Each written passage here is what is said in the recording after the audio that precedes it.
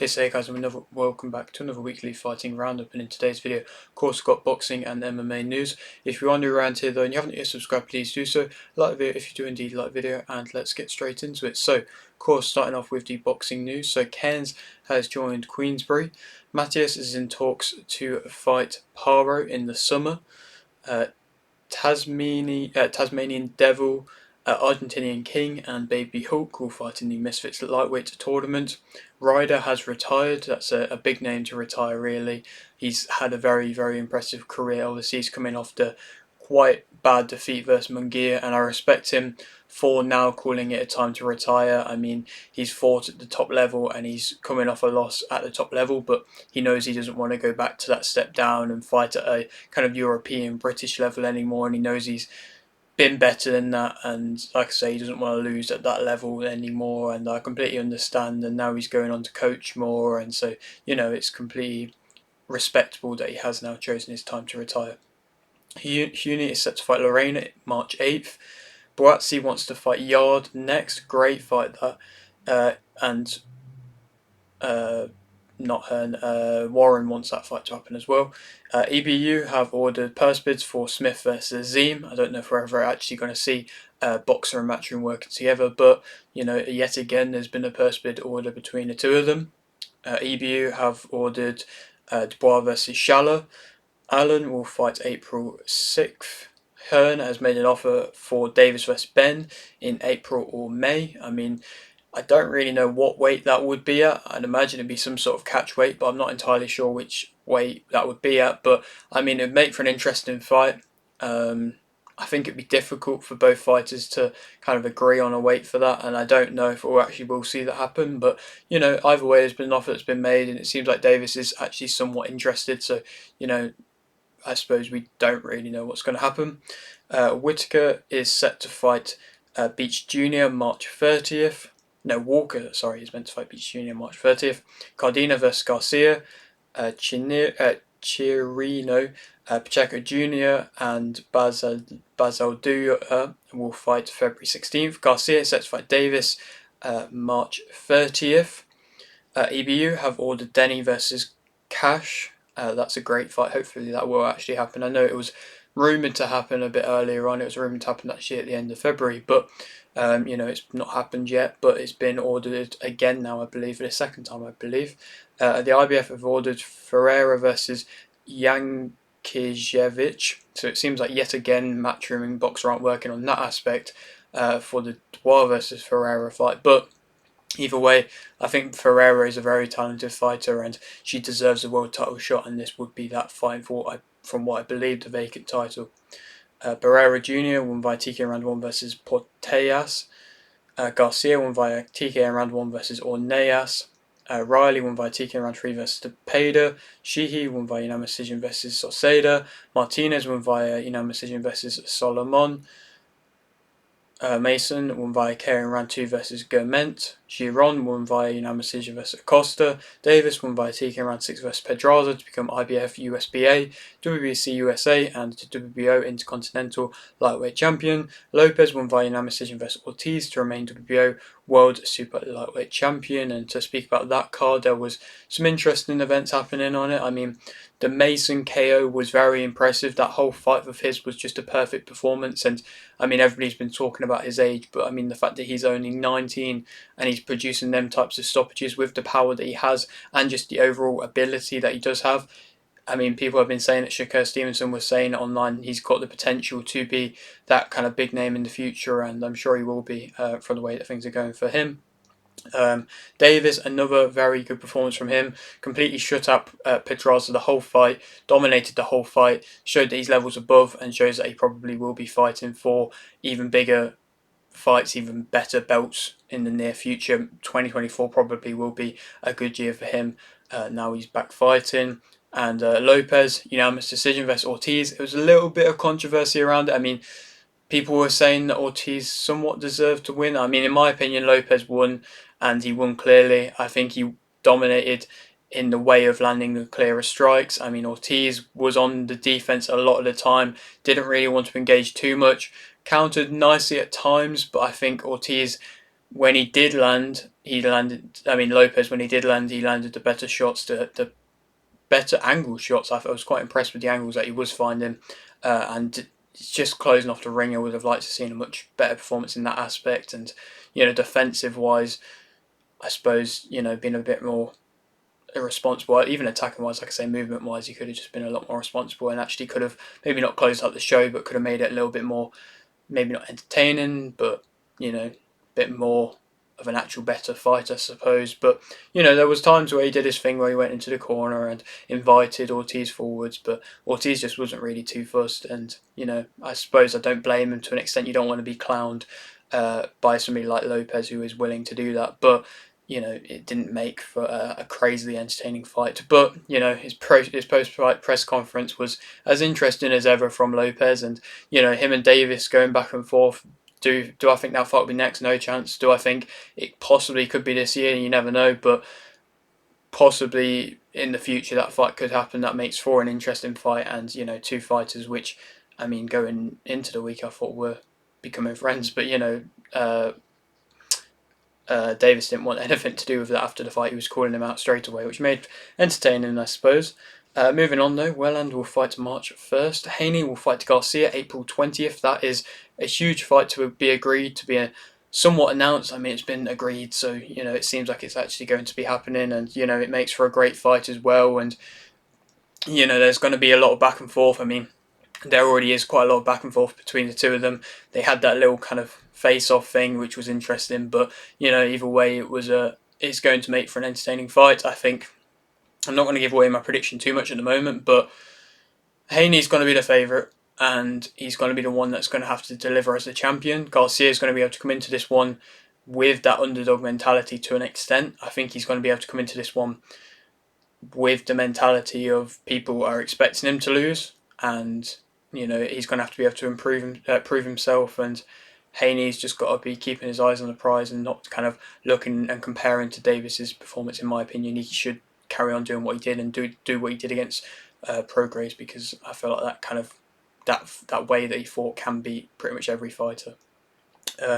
Moving on, Edwards is set to fight in May or June. Scotney is set to fight Lefebvre April 13th. Marku will fight Congo March 31st. The WBO have ordered Roach Jr. vs Carroll. Boxer partnered with Star Times. Durnan won via points versus Alexander. Hayden won via points versus Rogers. Johnson won via points versus Krajewski. That's probably not how you pronounce it. Sorry about that. Nembhard won via points versus Ramsden. Hussein won via points versus Quesada. Cameron won via KO in round 1 versus Matthews. Ali drew versus Trana. Thompson won via TK in round 3 versus Canters. Levy won via majority versus Norek to become EBU European Silver Super Bantamweight Champion. Asomba won via split decision versus Conky to remain EBU European Bantamweight Champion. And to speak about that card, GBM card, obviously I spoke to most of the fighters before this fight, and it made for a great card. Always GBM cards are going to be great cards. They're always entertaining ones. And I mean, Durnan, solid performance from him. Same with Hayden and Johnson, all just outpointing clearly their opponents. Nemhard, same as well, completely outpointed, dominated, moving up in the rankings. He's a good ticket seller and he seems entertaining as well. Hussein, that was a bit more of an interesting one. I mean, he got dropped. I mean, it wasn't really a knockdown. It shouldn't really have been called a knockdown, but it was one of the first times he's actually gone 2 points, and I suppose it's kind of what you'd want for a young fighter to be able to experience, and he dealt with it well and still outpointing him clearly. Cameron, I mean, that was an impressive KO. I mean, we've had Matthews on the channel. It was a shame to see Matthews get stopped like that, but he knows the game. Cameron knows the game, and Cameron did completely dominate that fight, and well, for the whole fight, the whole round that it was, until it got the bad KO. Well, impressive KO, I suppose, which way you want to look at it. Ali and Trana, I mean, I'm sad for Ali to not get the victory in that one. I would probably be speaking with Ali on this channel soon, but he put out a valiant performance. He already knew that this fight was going to be tough going into it. It's going to give him credit for just taking this fight as a fight, and people have kind of ducked this fight and not wanted to fight somebody like Trana, and Ali went in there and he did it, and he of course didn't quite get the result that he wanted, but he still seems like he's in a good place mentally, and this still doesn't stop anything really, and there's still big future ahead for him, and I'm sure of that. And like I said, we'll probably be speaking to him later on in the week. Thompson, very impressive stoppage as well versus Canters. Shows that he is levels above that level. Levy outpointed Noirek. It was very nice to see her go out there and win the title, and the way she did, it was a well fought performance. She did kind of outbox her opponent. I mean, she definitely had that kind of outwillingness and workhorse type desire to just push through and keep going, and that's what wins you fights, and that's what won her this fight. Asomba, he looks very good against Conky, and I would say that's much better than a split decision in my opinion. It's clear unanimous, and it's crazy his story and what he's gone through in boxing, and now the support that he has in the gym that he's with. It's really nice to see, and it's refreshing to see as well, and it's brought him this new life and this new career to an extent, and now he's bringing so much more success, and he looks like he's performing so much better, and so yeah, it's nice to see, like I mentioned. Moving on, Suleiman won via TK round 3 versus Tomassoni. Oliphant won via points versus Irving. Odiasi won via points versus Buchetta. Hedges won via TK round 2 versus Kadrija. Vuong won via TK round 6 versus Ellis. Ryan won via unanimous decision versus Zapatosna to become WBA International Super Flyweight Champion. Richards won via TK round 7 versus Crichton. Bellotti won via unanimous decision versus Dillon to become British and Commonwealth Super Featherweight Champion. And to speak about some of the fights off that card, Suleiman, impressive stoppage for him, pushing the opponent through the ropes. Hedges, a decent stoppage for him. I mean, it was a big kind of shot to land it. I wasn't overly impressed with the whole performance, but he's been out for a while, and so I suppose it's getting ring rust off, and of course still getting a stoppage either way. Odiasi, he's got a lot of potential, and he's going to have to live up to a lot of hype because, of course, him being the kind of Anthony Joshua next in line to an extent, and being, I suppose, managed by him and training with him, he's going to have a lot of things to live up to there, and so far he's doing good. Vuong, very good performance from him again. He is looking like a very good talent, and I'm glad that the ref did come and stop that fight. I'm surprised the corner didn't. He was completely outboxing the whole time. He was hardly even getting touched for Wong, and it was a very good performance yet again from him. Now he's got that Jordan Flynn fight, which is going to be a great fight as well. And I've spoke to Jordan Flynn before his last fight versus Kane Baker, and it seems like he's very much up for this fight as well as it was the last fight, and so it's going to be an amazing fight. Like I mentioned, it's nice to see him having these fights early on for Wong that are going to be very tough. Zapatosna, it was unfortunate to see her lose, but she put up a very valiant effort as well, and in the later rounds were nicking rounds, but Ryan did plant her feet well and did throw in combinations, especially early on, very well, and that's what won her the fight. Richard, very nice to see him back. Bit of a slow start, but when he got into the flow, it was like he never really left, and it was nice to see him get a stoppage against an opponent who hasn't really been stopped by too many of the top guys, and he fought a very tough fight versus Lyndon Arthur, and I think, to be honest, Craig Richards versus Lyndon Arthur is a great fight, which, in my opinion, I would love to see. There's talks about Richards versus Yards, but I think Yard will probably end up fighting Boatsi because that's a big fight for him. But Richards versus Arthur, I think, would make a great fight. And then the main event of that fight, of that card, Bellotti Dillon, was also a great fight. Dillon was just trying to out-throw Bellotti the whole time, but Bellotti was landing the much cleaner shots and the much more powerful ones, but Dillon toughened it out and stuck it out, and even when times looked like he could have been hurt, he just kept going and kept going and kept going, and always responding with punches and bunches, which made that fight very entertaining. But Bellotti did, of course, land the cleaner punches and the better punches out of the two, and deserved to get that win. Moving on, Hickwood won via TK round 3 versus Casado. King won via TK round 6 versus Glowacki. Adams won via points versus Gomez. Khan won via TK round 3 versus Velasco. Fletcher won via TK round 3 versus Torero. Yumbi won via KO in round 1 versus Savage. Itoma won via points versus Segeti. Yard won via TK round 3 versus Nikolic.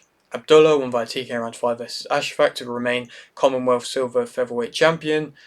Noakes won via TK round 12 versus Sylvester to become British, Commonwealth, WBC International, Silver and WBO International Lightweight Champion. Shiraz won via TK round 1 versus Williams to remain Commonwealth and WBC Silver Middleweight Champion. And to speak about some of the fights off that card, A very good performance from King, getting a stoppage. Nice to see early on fighters like him getting stoppage. Obviously, we had him on the channel a little while ago. Fletcher, very good stoppage as well. Yumbi, good stoppage. Itoma, good to see him getting points and keeping on, well, getting a points win and keeping on him progressing. Obviously suffered a defeat quite early on in his career, but since then he has been fighting well and rebuilding well. Yard, very good performance from him. Obviously, it was against an opponent which wasn't going to be clearly at his level, but he put out a shutout performance, and it's what you want to see against fighters when they're fighting fighters which aren't clearly at their level. And I think Yard, probably British-wise, is the best light heavyweight we have at the moment, in my opinion. Obviously, we have Buatsi's as well, which is the fight that should be made, like I've been mentioning. But the way that Yard's been fighting recently, and he looks defensively more solid now and more compact as a fighter. With every fight, he's looking better, and even with the defeat against Beterbiev recently, he still looked very good in that as well. And so there's a lot of potential still there for him to go and become and solidify himself as the best British light heavyweight fighter, and he's got that potential there. Abdullah, very good stoppage versus Ashfaq. Had him on the channel a little while ago. It's really nice to see him progressing nicely now. Noakes was a good stoppage versus Sylvester. Obviously, I spoke to Sylvester a little while ago, but it was, Noakes was clearly the better fighter there and did just outwork him and put it on him straight away. And you could tell Sylvester wasn't moving after a while, and not moving as much as he probably should have been after a while, trying to plant his feet, and you can't really do that with Noakes, and Noakes punished him for that. He looks very good as well. Shiraz, though, stoppage round 1 versus Williams. Everybody's talking about Williams' punch resistance gone. They're probably right, to be completely honest. Every shot that Shiraz was landing, even when they didn't seem too powerful, Williams' legs were going. And, it ended round 1 early stoppage, and there's levels, and Shiraz is clearly at that other higher level, and hopefully he gets an even bigger fight moving on into the future now. Moving on though, for Wong will fight Flynn April 13th, like I mentioned. Sandoval versus Mana, Chavez versus Griffin, and Garcia versus Lozada will fight February 15th. And Wood will not be fighting at the City Crown this summer, which is a shame for Wood. But it seems like they still can't get the logistical side done for that. Moving on now to the MMA news though. Perez will fight Makayev March 2nd. Barrio will fight Craig May 4th. Garcia has agreed to fight Danis in MMA. I thought I'd mention that. I don't actually think that's going to end up happening, but thought I'd mentioned it. Rosenstruck fight Gaziev March 2nd. Marcos Drew versus Iori. Amil won via KO in round 2 versus Garcia. Guskov won via KO in round 1 versus Porga. Griffin won via decision versus Wells. Pacino won via decision versus Clark. Luke Boonmi won via decision versus Brazil. Oki won via decision versus Kwamba. Prats won via KO in round 2 versus Giles. Vieira won via submission round 1 versus Petrosian. Johnson won via decision versus Flowers. Rodriguez won via KO in round 3 versus Tavares. Potieria won via decision versus Brizek. EJ won via KO in round 1 versus Philly. And Hermanson won via decision versus Pfeiffer. But to speak about some of the fights on that card, it was nice to see Johnson returning back to winning ways. I feel like the UFC always build their kind of journeyman fighters to an extent. There's journeyman fighters which come in to just fight the up and coming fighters, and they don't brand them that well. But there's something which is a bit different with the UFC, how they kind of have like fighters who are seen as just really tough journeymen, but they also get matchmade in fights which aren't just always going to be losing fights for them. They also get match made in fights which are more than possible for them to win. And that fight versus Flowers, Johnson had a more than possible chance to win, and he did, and he put out a really good performance actually. And so it's nice to see them type of fighters. There's a few in the UFC, like I mentioned, that can get ruled out in these type of cards and still be entertaining. EJ, very good KO versus Philly. I didn't really expect that, to be completely honest, but that was a very good stoppage. And then the Hermanson win versus Pfeiffer. Pfeiffer was being the sharper, the cleaner, and more accurate puncher in the first couple of rounds, but Hermanson showed that even at his older age, he is still fighting at a very good level, and he started putting together his good striking attributes and started wrestling better and not just letting Pfeiffer have his way with things. And Pfeiffer seemed to struggle a little bit then, and that kind of has derailed that hype train to an extent, like Hermanson was saying. And it would be interesting to see where both fighters go from here. But yeah, that is it for today's video. Hope you did enjoy. Like the video if you did indeed like the video, subscribe if you're new, and thanks for watching.